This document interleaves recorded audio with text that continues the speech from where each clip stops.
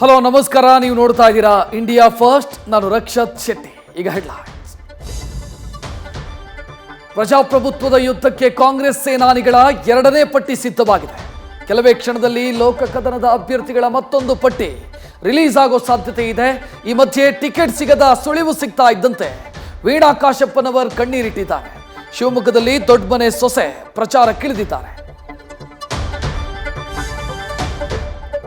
ಕೇಸರಿಪಾಳ್ಯದಲ್ಲಿ ರಾಜ್ಯದ ಎರಡನೇ ಪಟ್ಟಿ ಬಿಡುಗಡೆಗೆ ಕಸರತ್ತು ನಡೆದಿದೆ.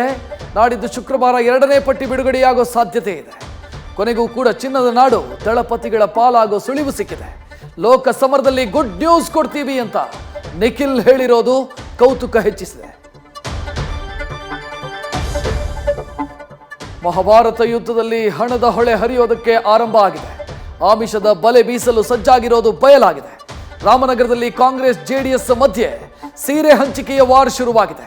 ನಿನ್ನೆ ಜಪ್ತಿಯಾಗಿದ್ದ ವಸ್ತುಗಳನ್ನು ಹಿಡಿದು ದಳಪತಿ ಕೈ ಶಾಸಕನನ್ನ ಬಿಟ್ಟು ಬಿಡದೆ ಕಾಡ್ತಾ ಇದ್ದಾರೆ. ಶಿವಮೊಗ್ಗದಲ್ಲಿ Modi ಸಿಡಿಸಿದ್ದ shadow CM ಸಿಡಿಗುಂಡು ಸಿದ್ದರಾಮಯ್ಯಗೆ ನಾಟಿದೆ.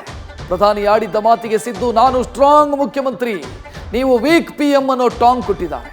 ಸಿದ್ದರಾಮಯ್ಯರ weak PM ಟ್ವೀಟ್ಗೆ R Ashok ಕಳಪೆ ಸಿಎಂ ಅಂತ ಕಿಡಿಕಾರಿದ್ದಾರೆ.